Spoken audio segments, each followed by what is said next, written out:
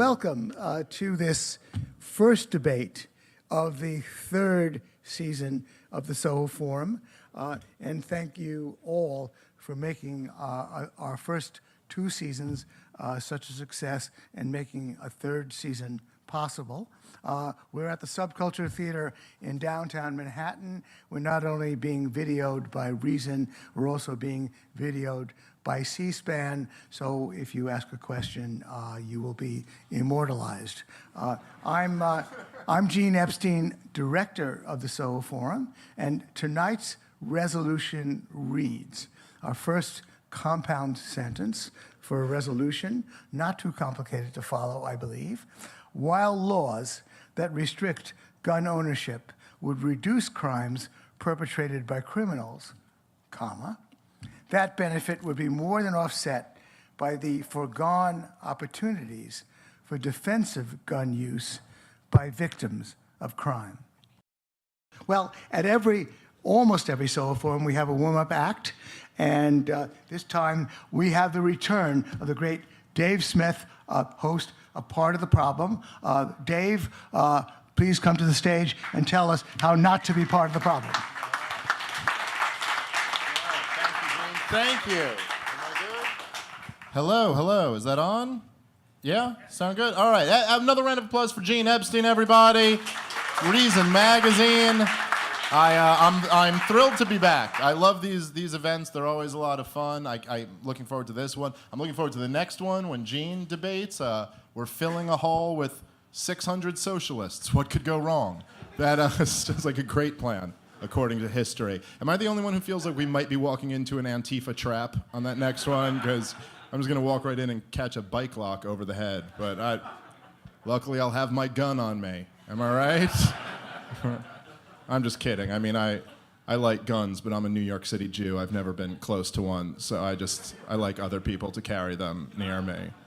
Guns, what a great topic for a debate. A little outdated, if you ask me. I'm more of a plastic straw guy, but I guess we could still talk about guns. It's kind of 2012, if you ask me, but plastic straws, that's what we need to ban.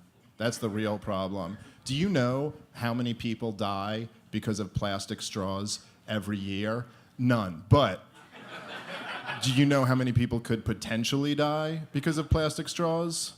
Billions. So just something to think about on your way home later on today.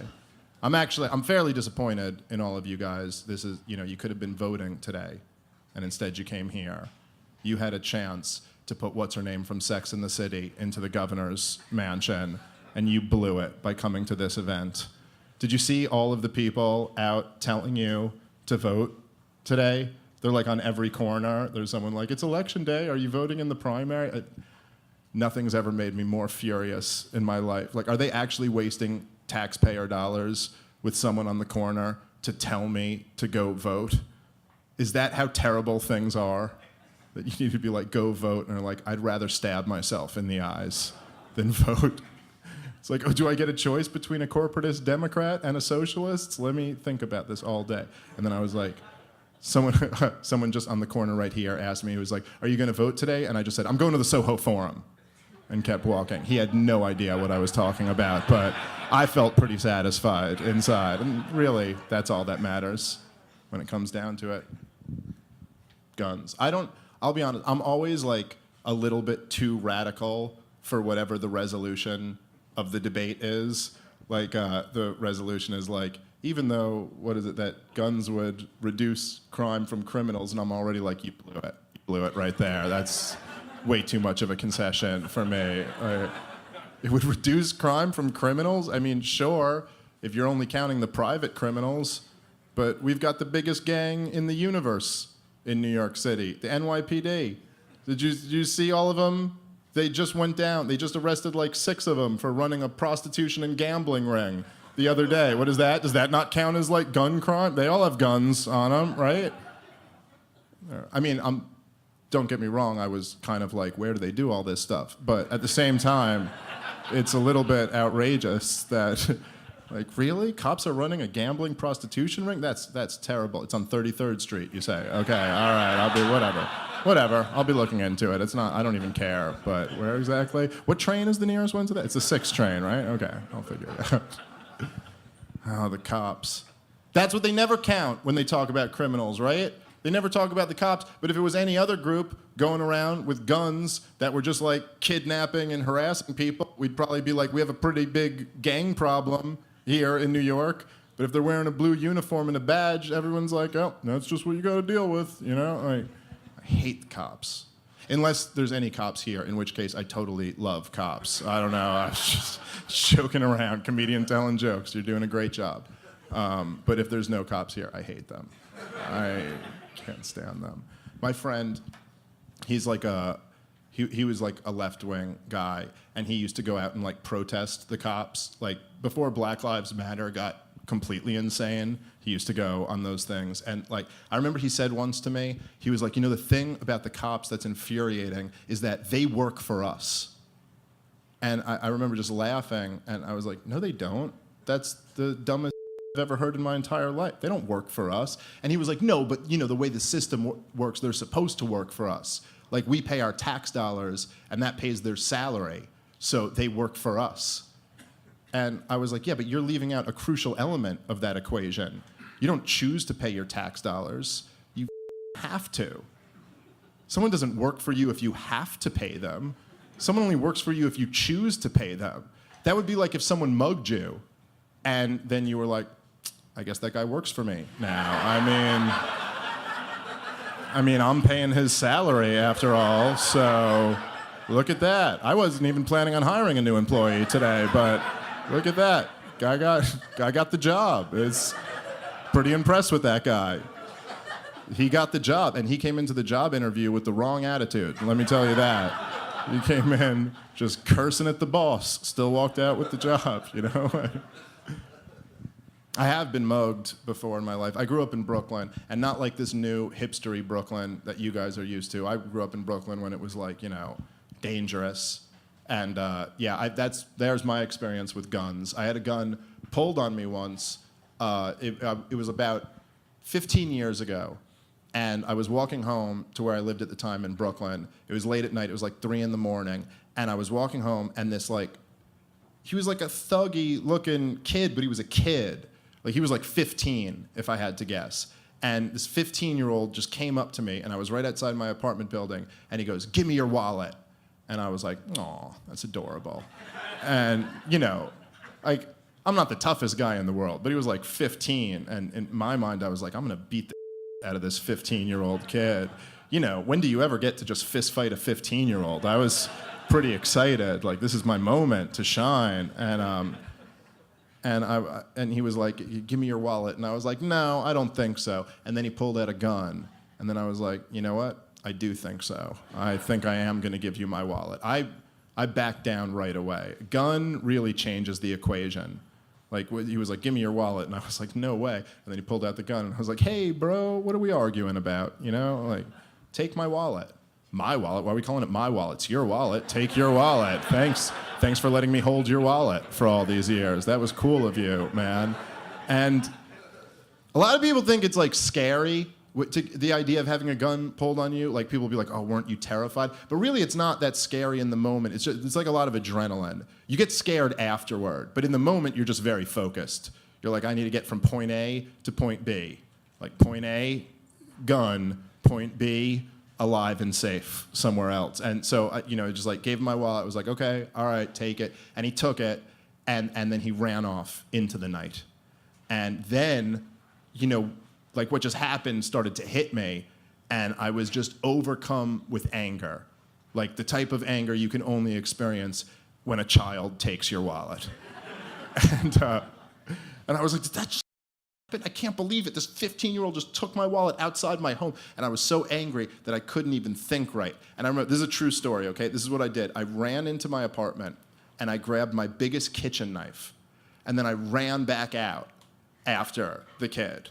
And I got outside my apartment, and I was on the street, and then I just had like a moment of clarity when the adrenaline started dying down, and I just looked at the knife in my hand, and I was like, "Dude, what is the plan here?"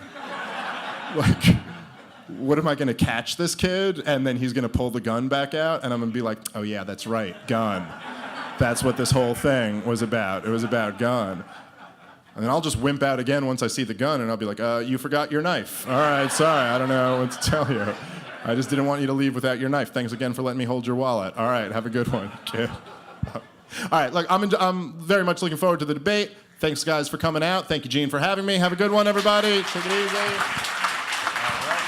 right, thank you, sir. Dave Smith, he does a great podcast called Part of the Problem. A lot of good insights and a lot of great jokes on that show. I'm a regular listener. Well, I'm going to put this down and announce the main event. To defend the resolution, we have Professor Gary Kleck. Gary, please come to the stage. Yeah.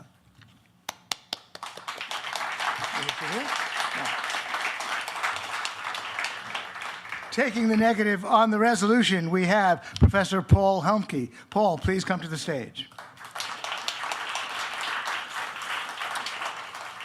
Brett, please close the voting.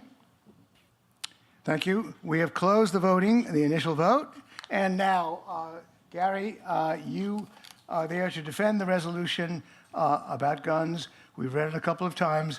Please come to the podium and defend the resolution. Thank you, Gene. And I'm happy the voting was done before you got a chance to get a good look at me. All right, the proposition really has 2 points, and I only want to make 2 points. Number one,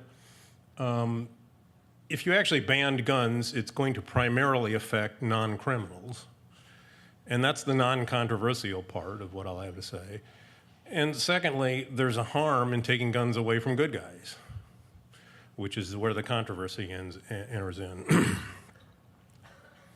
First of all, let's define what we mean by a prohibitionist gun control law. By definition, it means you're trying to take guns away from everybody. Theoretically, legally speaking, it applies to everyone equally, criminals and non-criminals alike. But in practice, that's not going to be the case. The NRA may have been a little over the top when they said when guns are outlawed, only outlaws will have guns, but a more moderate way of phrasing the same basic idea is if you tell everybody they can't have guns, the people likeliest to obey the law that says you can't have guns are the law-abiding. I mean, it's true by definition. It's not really a controversial point. So what that implies is you will proportionally reduce the share of non-criminals who have guns, whose only involvement in crime would be as victims, than it would be the proportional drop in gun ownership among criminals. It's just because the compliance with the law will be higher among non-criminals than criminals. Well, that in turn means that gun uses by non-criminals will be affected more. So you'll reduce defensive uses of guns by non-criminal victims more than you'll reduce criminal uses by offenders, just because of who it is that would obey the law. So if you're really pro-control and you favor banning guns, you don't really care about taking guns away from non-criminals. You figure, well, you know, at worst, maybe a few hunters won't be able to shoot Bambi, so big deal. There's no serious harm until you take account of self-defense with a gun. And for years, the myth was, well, you know, it's crazy to try to defend yourself with a gun because the criminal will only take it away and use it against you. It's completely mythical. You know, when pressed for examples of that happening, advocates of gun prohibition came up empty. It just doesn't happen. And I systematically looked into it using the National Crime Victimization Survey data, which is a huge-scale national survey done by the Census Bureau that asks people about their crime victimization experiences. And nobody has that experience. People who use guns for self-protection have, you know, basically one result. They come out of it okay. The bad guy doesn't take their gun away from them, and they don't get injured or lose property. So where did this notion that self-defense with a gun is a bad thing come about? You know, people would be able to cite examples where somebody used a gun defensively and was injured, only here's the little detail they left out. They got injured first, and then out of desperation used the gun for self-protection. Well, it can hardly be use of the gun that caused them to get hurt, because they got hurt first. And for a long time, the survey in question didn't get at that detail of sequence. It turns out virtually nobody who uses a gun for self-protection is then subsequently hurt. Likewise, virtually nobody loses property. In short, self-defense with a gun is almost perfectly effective, and relative to other forms of self-protection, it's more effective. That is to say, anything else you could do, running away, yelling for help, fighting without a weapon, calling the cops, you name it, anything else, or doing nothing, it doesn't work as well as using a gun for self-protection. And by using it, I mean it's usually just threatening with a gun. It rarely involves shooting, and when it involves shooting, often it's just shooting up in the air. It's a warning shot. And it hardly ever involves good guy shooting and wounding bad guy.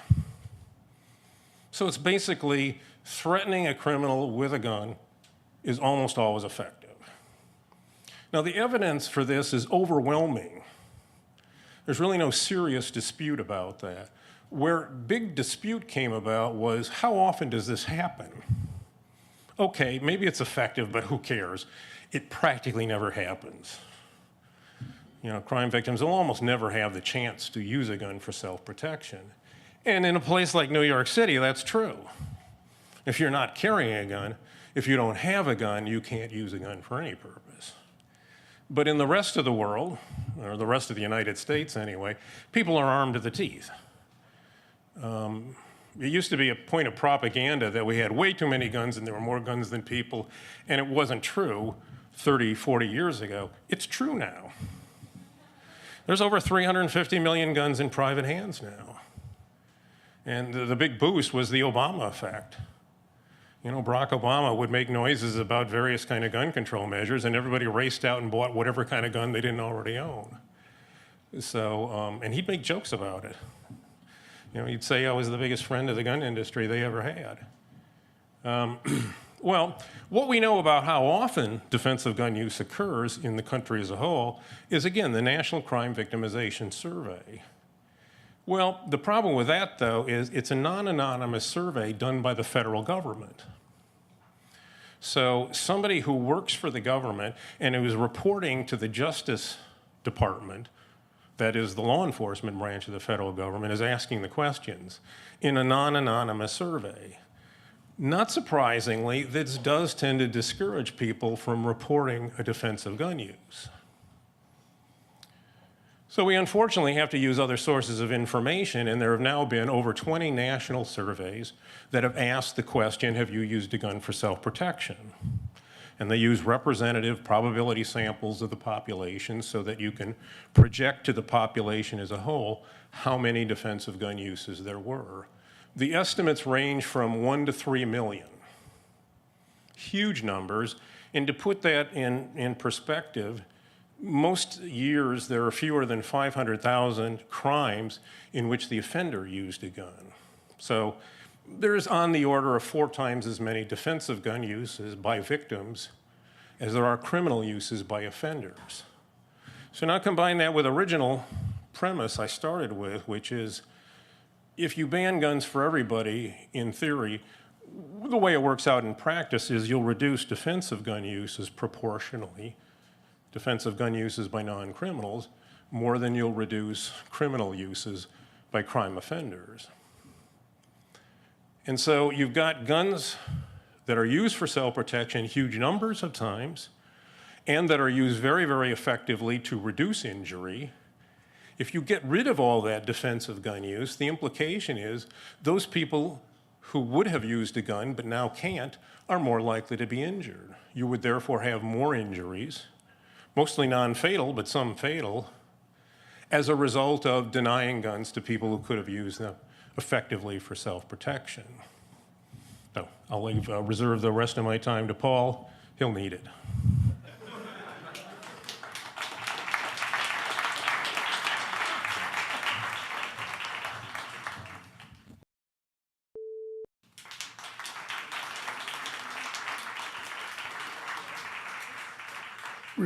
Gary, rebuttal, you can get up at the podium if you want. For the rebuttal, I recommend that. Okay? Son? First of all, we need to make clear that the term prohibitionist covers a lot of ground. No, of course, the Brady Campaign, which Paul used to head, is not advocating a complete ban on all firearms. That would be pointless. I mean, it's a political impossibility. However, the organization has favored a ban on handguns.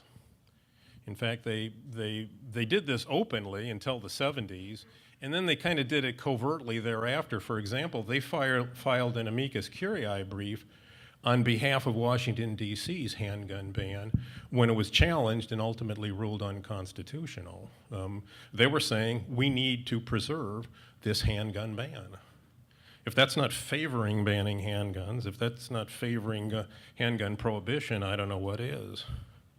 Well, that was ruled unconstitutional. You couldn't favor that anymore, so they now favor banning so-called assault weapons, which are not military weapons. They can fire like machine guns. They're just ordinary, wildly popular guns owned almost overwhelmingly by non-criminals and used for non-criminal purposes that fire one shot at a time. And they favor banning those. They also favor banning magazines that hold more than 10 rounds, again, which are not used by mass killers to boost the casualty count in mass shootings. They're used almost entirely by non-criminals for non-criminal purposes. Paul refers to the fatality rates for suicides being many times higher for attempts with guns than for other attempts, as if we ought to compare guns with the entire set of all other suicide methods, as if people would be as likely to substitute the least lethal methods of suicide if they couldn't get a gun and put the gun to their head and pull the trigger. That's implausible.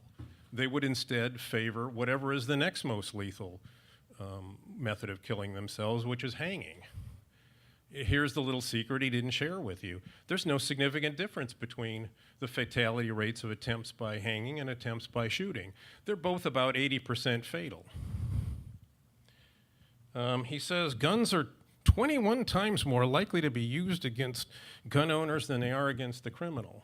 That's not true, but it's a myth that will not die. The studies it was based on in similar ratios, they didn't count all defensive gun uses, or even most of them, or even more than a tiny fraction. They covered killings. How many times are civilians, are the law-abiding people killed? How many times are the gun owners killed? And how many criminals did they kill? As if the point of having a gun for self-protection is to pile up bodies on your doorstep. That's not the point. The point is to save lives, to prevent injury. And you can't count up the number of lives saved or injuries prevented. So that ratio has absolutely no relevance at all. It's basically a cost-benefit ratio in which you counted up the cost and didn't count up any of the benefit. The benefit is not in killing criminals, it's in avoiding being killed yourself, or injured yourself, or losing property yourself. He says more guns lead to more gun homicide.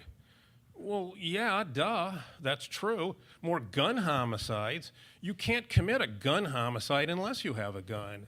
The issue is, do you kill more people when there's more guns? Is there a higher homicide rate overall?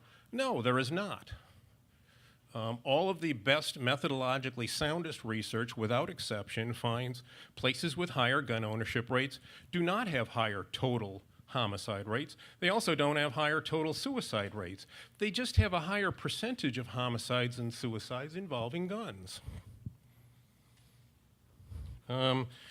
He seriously cites as evidence of how often defensive gun use occurs, the number of newspaper accounts or news accounts compiled in the gun violence archive, and it says there were 2,000. Yeah, there probably are 2,000 defensive gun uses where somebody was crazy enough to actually report it to the police, which in turn got reported to the local news media. But that has nothing to do with how many are committed total overall. It has absolutely nothing to do with it, because you'd be crazy to either tell the police or the news media or anybody else you don't absolutely have to tell that you pulled a deadly weapon on another human being. No matter how justified you think it was and how justified it in fact was, reporting it can do absolutely no good for you. Thank you.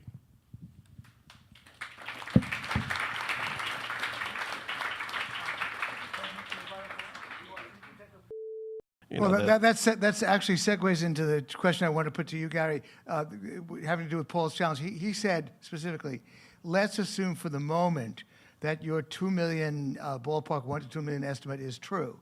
Okay, but what is the nature of this defensive gun use? He then broke it down and said, it's not really what you and I would think of as defensive gun use. Can you address that challenge of Paul's? No, in every single case, they did something with the gun. They, at minimum, threatened the offender, and in a few cases, really just a small percentage of the cases, maybe 1 in 7, they fired at the offender, trying to shoot the offender. And in maybe 7% of the cases, they claimed to have shot the offender, but unfortunately, we never established how they knew that. I mean, you know, they didn't have a wounded person sitting on their living room floor necessarily bleeding on the carpet. They were just, in many cases, just guessing. So what we knew is that at minimum, they threatened the offender with the gun. And it's not just saying, as a sort of point of information, I've got a gun. It's threatening the person. There is a difference. It's not a point of information. When you're pointing a gun at somebody who's trying to rob you or trying to attack you, it has a meaning due to its context. And its meaning is, this is a threat. I'm willing to shoot you if you don't stop trying to victimize me. Or that's what they think they were doing. Only half of them pointed the gun. You say in your survey that you count I've got a gun as being a defensive gun use without even showing it. It's a verbal threat. Okay. If you're trying to say that they're not all dramatic and they don't all involve, you know, attempts to physically assault the other person, absolutely. I said that from the get-go. Okay. But you seem to think there's no value in people merely threatening an offender, and then it causes them to not attack them. No, there's value in it. I concede there are good defensive gun uses, but when somehow your 2.4 to 2.5 million defensive gun uses has become locked into the consciousness of the gun rights arguments in this country, and it turns out that a lot of this is just macho, I've got a gun, get away, or, you know, even though only 18% of you have a gun, you better get out of there because maybe half of your respondents think they pointed the gun at the person. We're talking about something different. I mean, when I think about defensive gun use, I'm thinking about someone who's got a gun, shows the gun, maybe points the gun, not necessarily shoots the gun. Brandishing does count. But half of your people didn't even point the gun at the person. I think we're living in a bit of a dream world here. And again, we're only talking about 222 respondents that admitted that these were the defensive gun uses. You do so realize then you're getting down to the 111 who said they pointed the gun. Then you're getting down to the 40 or 30 that actually had an attack going on. We're talking about pretty small numbers here. You do realize as a lawyer that if somebody verbally threatens another person with violence, that is an assault. And if it's a criminal assault when a bad guy does it for bad purposes, why is it in your mind it's magically translated into not a real threat? Not unless he actually points the gun, but verbally threatening to shoot somebody, that doesn't count in your mind. No, clearly that's a threat, but I'm just, I think we're mixing different things. And people have taken your 2.4 million figure and translated it into they need their AK-47 to be able to shoot back when the gang is invading their house, to all of a sudden I saw somebody trespassing, so I said, I've got a gun, get out of my backyard. Paul, my question to you is, let's say it is a $500,000 to $1 million. Yeah. let's cut it down. Half a million to $1 million, let's set it at $750,000 of defensive gun uses that you, Paul Helmke, would say is legitimately a defensive gun use. You seem to have said you don't rule that out. No. No. But if you don't rule it out, if it's $750,000 and it's reasonable defensive gun uses, isn't that very considerably weighing in the balance in your view, if you believed that number? Which you haven't. Well, I'm approaching this issue as, yes, guns can be used for beneficial purposes, and Gary's outlined some of those. But also, guns can be used for very negative purposes, and I try to outline those. And I'm not taking a prohibitionist approach. I'm saying, let's do more background checks. Let's get some of these things, like some of the semi-automatic assault rifles and the high-capacity magazines, and perhaps treat those closer to how we treat machine guns than how we treat hunting rifles. Right. You mean let's prohibit them? Let's go after gun trafficking and do some things that are going to make it harder for dangerous people to get guns and stress the risks and the responsibilities of gun ownership, and then maybe we end up ahead. But instead, we do nothing as a group. Before we open up the questions, just the final question thrown to you, Gary. Is there any legal restriction on gun use that you support? Any at all? Yeah, since at least going back as far as the early 90s, so over a quarter of a century ago, I've advocated what today has become known as universal background checks. Good. I'm all in favor of keeping guns away from bad guys, precisely because that's not a prohibitionist measure. It's not like we're not going to let anybody, criminal or non-criminal, have a semi-automatic weapon because it kind of looks like a machine gun, when we know perfectly well what that means is mostly disarming non-criminals. But a background check, it only prevents guns from going in the hands of people who can't pass the background check, which is convicted criminals, people with a record of mental illness, and so on, alcoholics, drug addicts, and so forth. And so it's the non-prohibitionist character that makes it a good idea, because it will only reduce bad uses of guns and won't. Well, Paul admits to an advocacy of registration, and there's a difference between registering cars and registering guns, and the difference is nobody's seriously advocating banning cars. I mean, maybe, the really green people would think there's something to be said for that, but they're a pretty small minority. But there are lots of people who do support banning guns, and certainly about half will support banning semi-automatic guns that get labeled as assault weapons, and about a quarter will still support banning handguns, although the number is declining.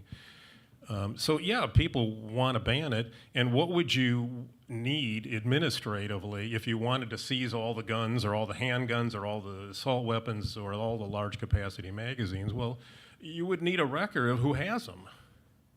I mean, it'd be a law enforcement or governmental impossibility to basically know who owed you a gun and who should turn it in if you declare you have to turn in, let's say, an assault weapon, which is exactly what's happened.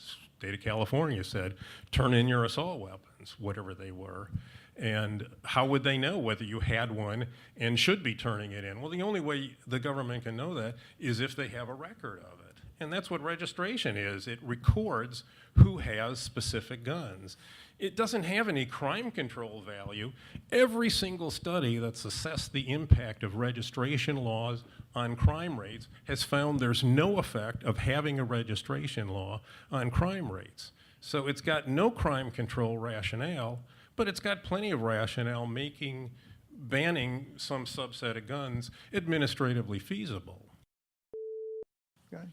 Yeah, the one specific gun control measure that Paul mentions that the Brady Campaign and other gun control organizations mentioned is a ban on large capacity magazines. The idea being that if these mass shooters had magazines that held no more than 10 rounds, which is the usual cutoff for these bans, then they'd hurt fewer people. So the argument, it's a subtle one, but it's, well, there's no real difference between a guy who has 30 rounds in 3 separate magazines, each holding 10 rounds, versus a guy who has a single 30-round magazine.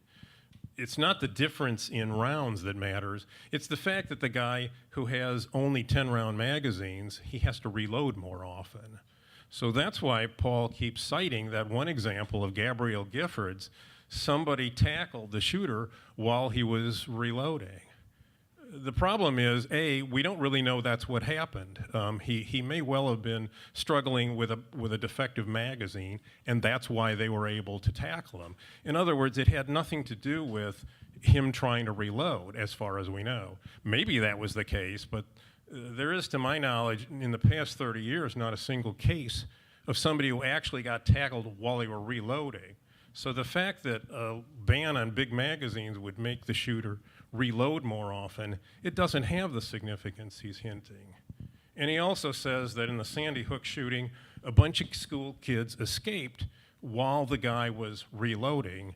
We, in fact, haven't the slightest evidence that's what was happening. We don't know whether he was just choosing to stop shooting for a while, whether he was taking a break to, wipe the perspiration off his forehead. We have no idea. There's no evidence whatsoever that his reloading efforts had absolutely anything to do with those kids escaping. Yeah, Paul argues that the reason why you can't have authorized teachers or security officers with guns in a school is because you can't secure the gun. If you can't secure a purse, how can you secure a gun? There's a simple device called a trigger lock, it just goes behind the trigger and it makes it utterly impossible to fire the gun, whether you're a kid in a classroom or anybody else. If you're not the authorized user who doesn't have a key to stick in that lock, you're not going to be able to use it. To my knowledge, in 40 years of research, I've never heard of a single documented case where somebody defeated a trigger lock and then did harm with the gun, where an unauthorized user got a hold of the gun and disengaged the trigger lock. That is, they didn't commit homicides, they didn't commit suicides, and they didn't commit an accidental death or injury with the gun. So that's not an issue, but the fact that people have to make up these spurious reasons why you couldn't have an authorized shooter just shows the weaknesses of the argument.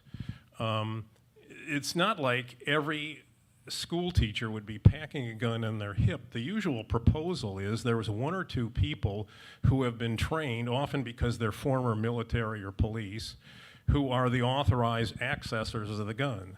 And there may be one or two guns in the entire school, and they're secured with either a lock cabinet or a trigger lock. And so the idea that, well, the problem is somebody unauthorized will get a hold of the gun and God knows what'll happen, it's not an issue. I mean, if you want to argue, well, then they'd be surprised or shocked and they wouldn't have the frame of mind to use the gun effectively. That's possible. That's a plausible argument. But the idea that you couldn't secure the gun, or these proposals entail all the teachers being armed and packing a gun on their hip, that's crazy. That has nothing to do with the real debate. Next question. Thank you, guys. My question is to the both of you. It seems as both of you are okay with background checks, and you happen to make a quip about gangs in Chicago printing guns. So I guess that's a little allusion to the black communities in Chicago that are experiencing gun violence by gangs. So my question, I'm going to frame this question under New York State gun control laws. So in New York State, you have to put up $700 registration fee to get a permit. You need 7 pieces of seven pieces of ID outside of your municipal ID to get a permit. And apparently asking for ID for voting is racist. So imagine 7 pieces of ID. You can get denied for your gun permit if you were convicted of a single felony in your previous life. Before applying for that permit, and you could still get denied. So it seems to me that these sort of laws these gun control laws in New York really only affect communities of color, because most legal gun owners in New York are white. So I would like to know, would either of you guys be in support of repealing New York's racist gun laws? Thank you for the question. This will have to be the last question. Gary, why don't you go first with that question, and then Paul, and then we'll have the summation. Yeah. Well, unfortunately, it doesn't apply just to racial minorities. It applies to everybody. It's almost impossible for a middle-class white person to get a permit in the city of New York. And it's the city more than the rest of the state of New York. And the questioner did accurately portray just how very difficult it is. Furthermore, it can be denied on totally subjective grounds. Somebody in the police department can say, I don't think this person has a reasonable basis or sufficient reasonable basis to get a permit. And there's no specific criteria that are articulated in the law. It can be a completely arbitrary subjective judgment.